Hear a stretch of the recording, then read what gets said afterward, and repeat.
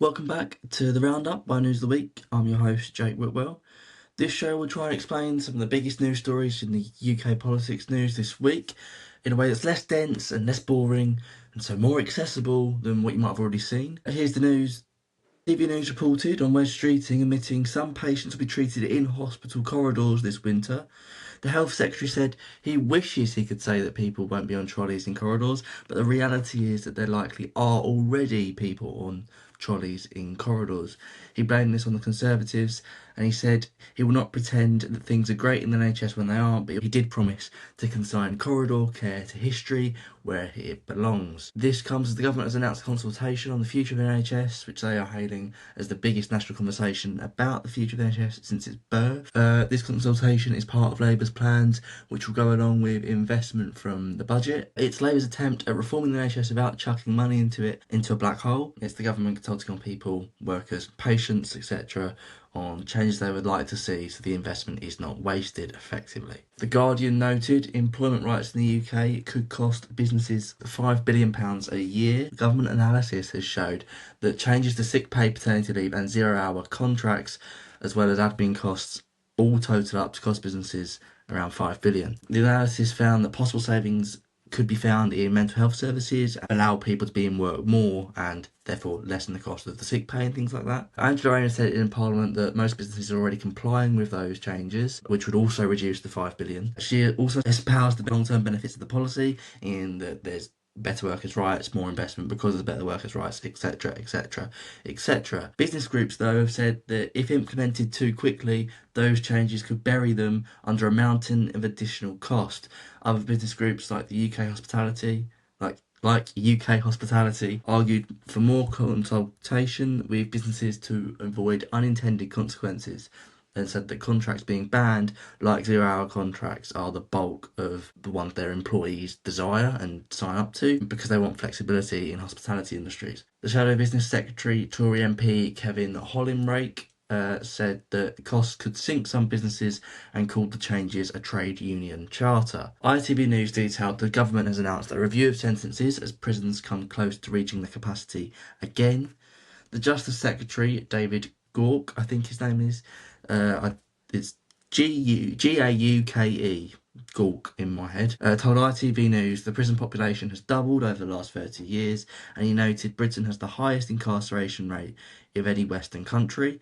He also said that offending rates are too high and that the review will assess whether prison is always the most effective punishment for people compared to other, like, community services sentences, which are now more enforceable and more effective due to like being able to restrain technology or being able to tell where someone is through technology. The approach has drawn criticism to some who believe that the best course of action is increasing the capacity of prisons, not seeing a problem with the sentencing and or the way in which our criminal justice system works. Now, in my view, simply increasing the capacity of prisons would not solve the issues over reoffending, which seem to be more prevalent here, as that's what's causing some of the, those being released, they're reoffending and then only adding back to their prison population. So in my view, I'd like to see a different way of tackling it. Sky News noted the Trump campaign has filed a complaint over blatant foreign interference by the Labour Party in the US general election. The Trump's team has claimed foreign nationals, the Labour Party, are prohibited from directly or indirectly making a contribution or donation of money or other things of value, or to make an express or implied promise to make a contribution or donation.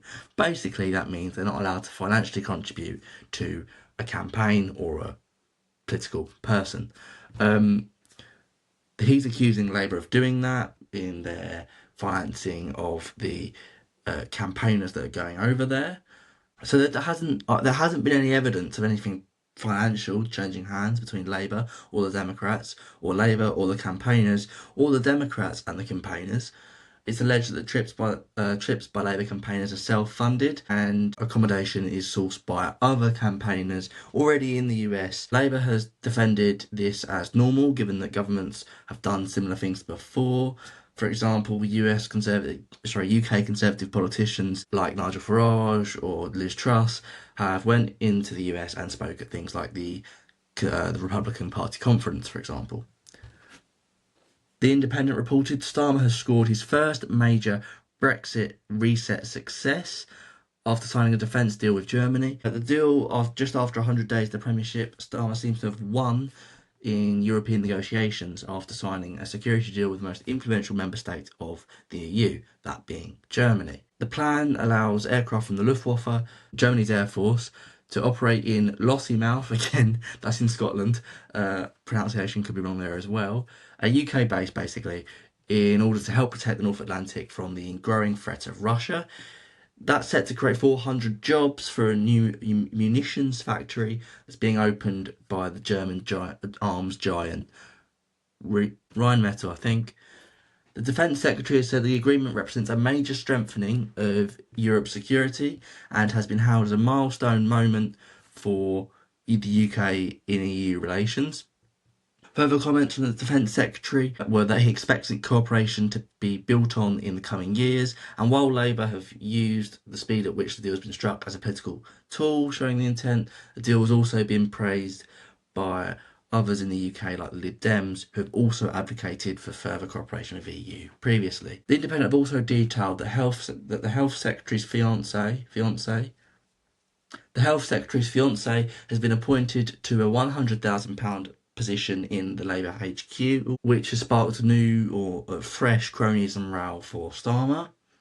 Joe Dancy, I think his name's pronounced like that, Streeting's partner, is set to become the party's executive director of policy and communications. Dancy has previously worked as a former government special advisor, ran a political consultancy group called Endeavour Advisory, and he also stood for election in July before losing to Conservative MP Matt Vickers. According to the Times, his experience has been questioned by some in the membership, within Labour's membership, and it seems to be a bit of a weird appointment for Starmer on mine, someone viewing it in, because after rows over conduct and freebies and all of this, you'd expect him to be going for uncontroversial, non-political appointments. So maybe someone who's got experience, is already in a similar role, and just pivot him over, because that would cool tensions. He's instead, not doing that. The Times observed UK government borrowing has surged to £16.6 billion. So the government borrowing has exceeded official forecasts by £6.6 billion this year already. And this comes after the ONS has published data saying the government borrowed £6.6 billion last month. City analysts had expected the deficit to be 17.5 billion. Sorry, where it gets technical, I've got to read off the sheet, so it's a bit but it was 2.1 billion extra than the same month last year, and the third highest for that month on record. So very, very high spending comparatively to other years, including in things like COVID and the cost of living crisis.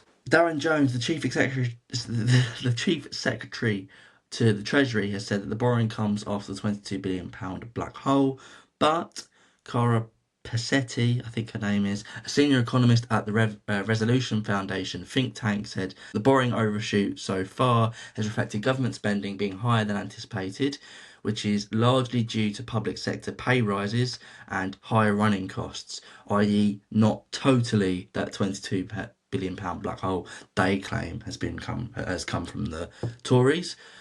It's also worth noting that previous Chancellor Jeremy Hunt was judged by the OBR to have 8.9 billion against his fiscal targets at the budget in March, which basically means he had headroom, 8.9 billion headroom.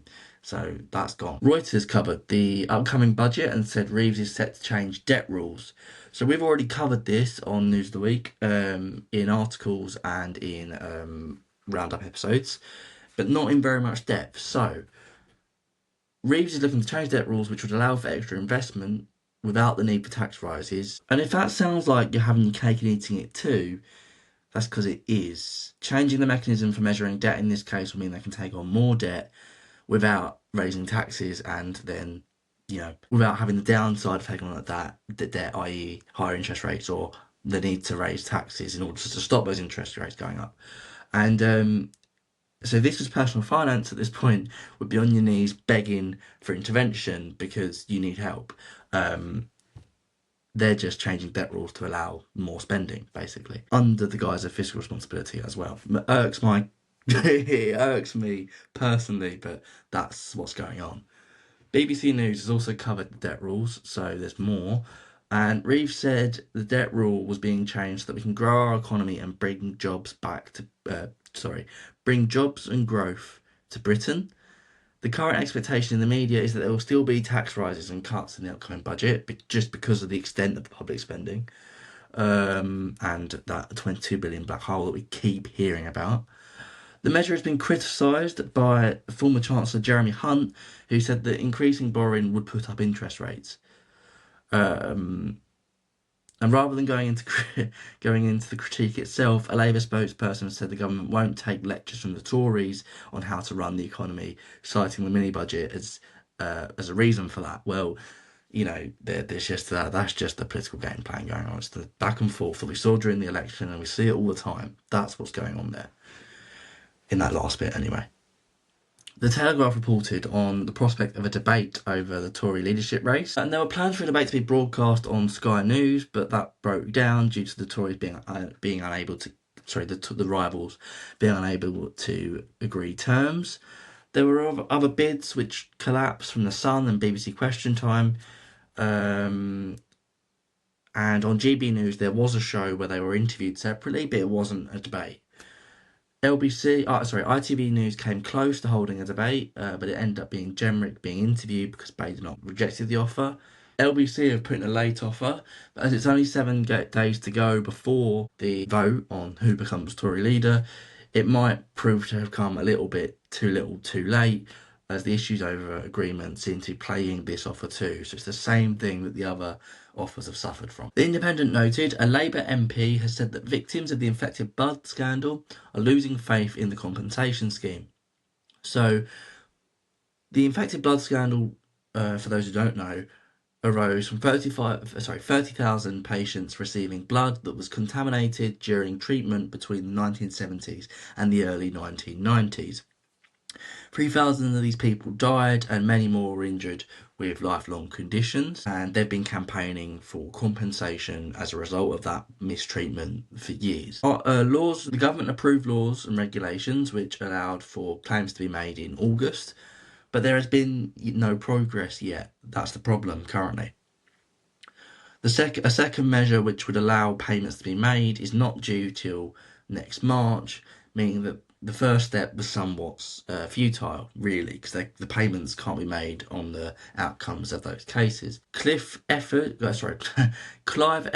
the MP that made the case, the MP that the headline was talking about, made the case that the delay is making the victims lose hope in the compensation scheme before calling on the government to show candour amid concerns over the lack of communication and information. The Guardian covered concerns over the government's plans to block outdoor smoking. After hitting the news last month, the idea of banning smoking has been talked about and commented on by the PM as well. Businesses and business groups like UK Hospitality, who we heard from earlier on in the roundup, said the ban would bring serious harm to hospitality venues, and that it would would hit hotels, cafes, restaurants and bars, as well as just pubs. The British Beer and Pub Association said that the plan was deeply concerning and difficult. But now it seems that after those businesses have shared their concerns, and that the business groups have shared their concerns, politicians and advisors in Downing Street are split over the issue. For example, Morgan McSweeney, the PM's chief of staff, called the plan unserious, and another said the evidence is too thin for it to be implemented, while Lucy Powell, the leader of the House of Commons, has apparently urged Labour to ditch the plan. So it's being panned. The plan is being panned by people in power. No, it's being disagreed upon in Downing Street. Despite those concerns, health officials have urged the government to press ahead with them in order to deliver a smoke-free Britain, which is defined as 5% or less people smoking. Starmer has said that he's ready to face down his critics in order to reduce the yearly 80,000 deaths, and Streeting said, related to smoking, and Streeting said that the bill will be stronger than the previous iteration proposed by Sunak's government. The Department of Health and Social Care said it was committed to protecting people from secondhand smoking, and that was the only comment it had on the subject. The Telegraph observed that Sir Keir Starmer won't confirm whether Sue Gray will take a new job in government. So this is also related to all of that cronyism stuff we covered a minute ago. And after reports of dysfunction in government last month, which ended in a power struggle between Sue Gray and Morgan McSweeney, Sue Gray left her post. Now, Downing Street said that she would take up a new role, a newly created role for her, and they actually at the time gave no details on what that new role would entail. Now, it was said afterwards that she would take a brief break and start the role in the coming weeks, but now there's new speculation that she won't start the role at all.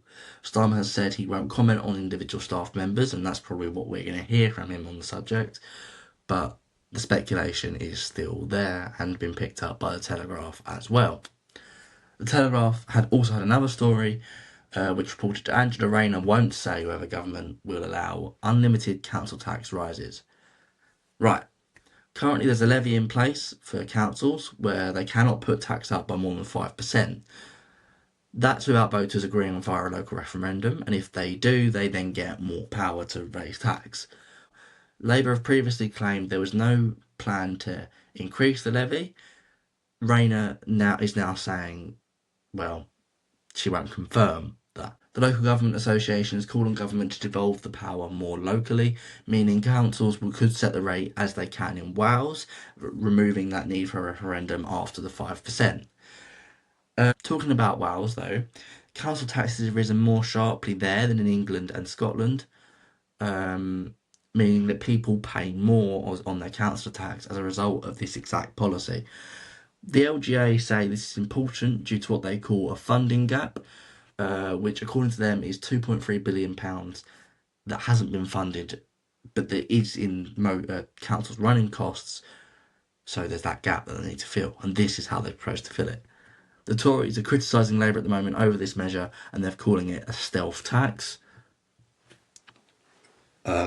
which of course they said they won't raise taxes in their manifesto. The Guardian noted experts have said Britain has put £370 million a year on the price of power from the EU since 2021.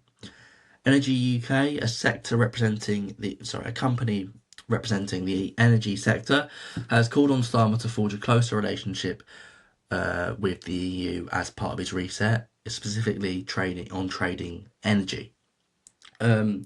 As part of the single market which we were in prior to Brexit, there was an internal electricity market which effectively made it more efficient to trade energy with Europe than anywhere else, which we weren't allowed to do anyway. The scary thing is that not being part of that trading group could cost the UK £10 billion, seemingly partly from a carbon tax which the EU tends to introduce to imports from 2026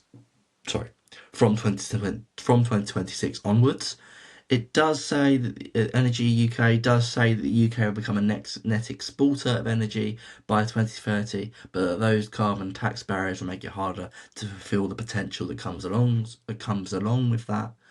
And both Starmer and Ursula von der Leyen have both said that their meeting in Brussels that electricity could be part of their reset after their meeting in Brussels last month. The Times covered the reaction from the media and early indications from Chancellor Rachel Reeves's budget, and that's kind of vague, but a senior banker has said that her fiscal plans are definitely not a Truss moment. That means it's basically not going to be like her mini budget and like the result of her mini budget, which helped create a situation for the cost of living crisis. But Reeves' budget centres around the debt restructuring, which we've already talked about above the have your cake and eat it too thing, and borrowing plans, which could be seen as risky by investors. If they are, that could cause a meltdown, but according to the market reaction so far, it's been cautious but contained. There doesn't seem to be a meltdown. Although Jeremy Hunt and others have espoused the risks of borrowing, it seems that there won't be that much of it or that great of a volatile reaction this time round. Indeed, Lord Gatley, who has served as a Treasury Minister under the Tories before, said he was surprised at Hunt's comments as the extra borrowing does not necessarily raise interest rates if it creates more growth. So that will probably be the tipping point if the stuff they're not doing, if stuff Labour aren't doing isn't or are doing isn't creating growth, basically. I feel like that was a mouthful to say, and get out because it's all a little bit technical. This is less technical. It's a little bit more of an entertaining story. Sky News detailed Starmer was asked to define a working person and then struggled over his definition. Starmer said that working person is someone who goes out and earns their living and is usually paid in a sort of monthly cheque, but they did not have the ability to write a cheque to get out of difficulties. Starmer was then pressed in an interview with Sky's Beth Rigby on the issue, on whether someone whose income was derived from assets like shares or property would count as a working person if they fit that definition. He said, well, they wouldn't come within my definition, so effectively, no, they're not working people, hinting at tax rises, if you like, for those sort of people, or in people that own those sort of things like shares and property. Now, number 10 later said that those who hold a small amount of savings in stocks and shares still count as a form of working people, and so Starmer was referring to someone who primarily gets their income, as in gets the lion's share of their income from assets, and not someone who has a minimal amount of assets. Right. Thanks for the confusion, Starmer. The Telegraph noted Jenrick has accused ministers of an institutional cover-up over the costs of mass migration. Jenrick has said the public were sick of the wool being pulled over their eyes related to the social costs of migration. He said a report published by the OBR has poured doubt over the idea that immigrants contribute more to the economy than they create, than they drain. In my script, it says create for some reason. He noted that he would like to see a return to HMRC publishing data on the amount of tax paid per nationality in the UK, and that he would like to see a return to the Department for Work and Pensions doing the same for welfare claimants. The Telegraph also reported a compensation scheme could be set up for thousands who have been left disabled by the AstraZeneca jabs. Right, after claims of being left disabled as a result of after a result of having the AstraZeneca vaccine, it has been reported the Health Secretary is considering to establish a programme for those people. This could be similar to the one we see with the infected blood scandal, which we've already talked about in this episode.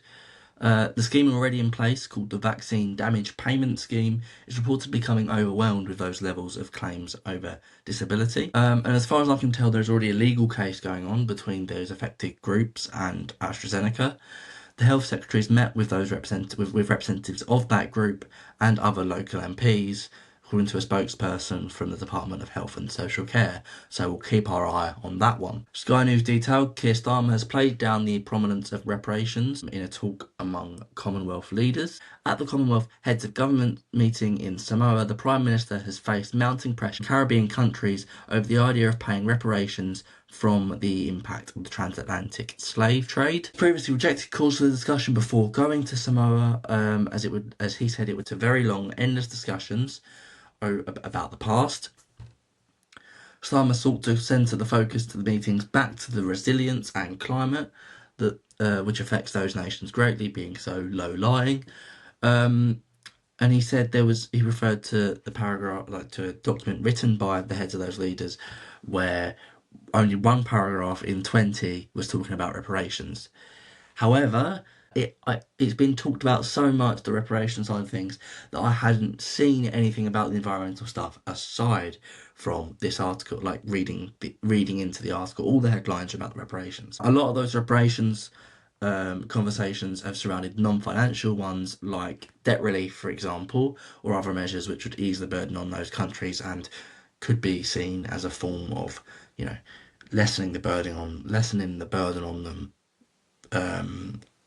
and paying, like, and paying for those crimes that Britain has committed or did commit in the past.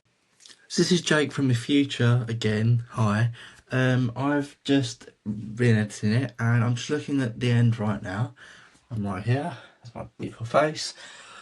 And it seems like I've ended on a bit of a sad, bit of a down note. Obviously on the idea of slavery and the reparations about that. It's a bit of a heavy historical to talk about right at the end of a podcast that's not supposed to be wholly negative, despite focusing so much on current news, which is a kind of negative place. I'm after recording this and reading this. I'm about to go out and go for a walk to get some groceries and things because I haven't been out today because I've been doing this. So I'm going to go outside. If you've watched this, and commend you if you've watched this, because it's almost half hour long, and it's like, oh god, can't listen to Joe anymore. Go for a walk. That's all I have to say. That's all She's Joe has to say. Bye. And that was everything I got for this week.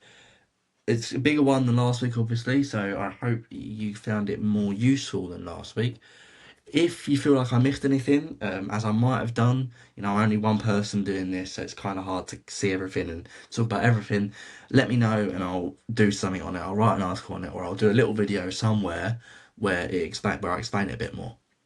Thank you for engaging with this. If you liked it, like the video. If you liked it enough, you thought, I'll watch it next week. Subscribe to us on YouTube, or follow us on TikTok or on Instagram, so you can get all of the I do. I also write articles on this sort of stuff sometimes, and you'll see me embarrass myself on TikTok with the trends and things. So that's always a fun one. So yeah, go and have a look, go check it out, and thank you for supporting News of the Week. See you next week.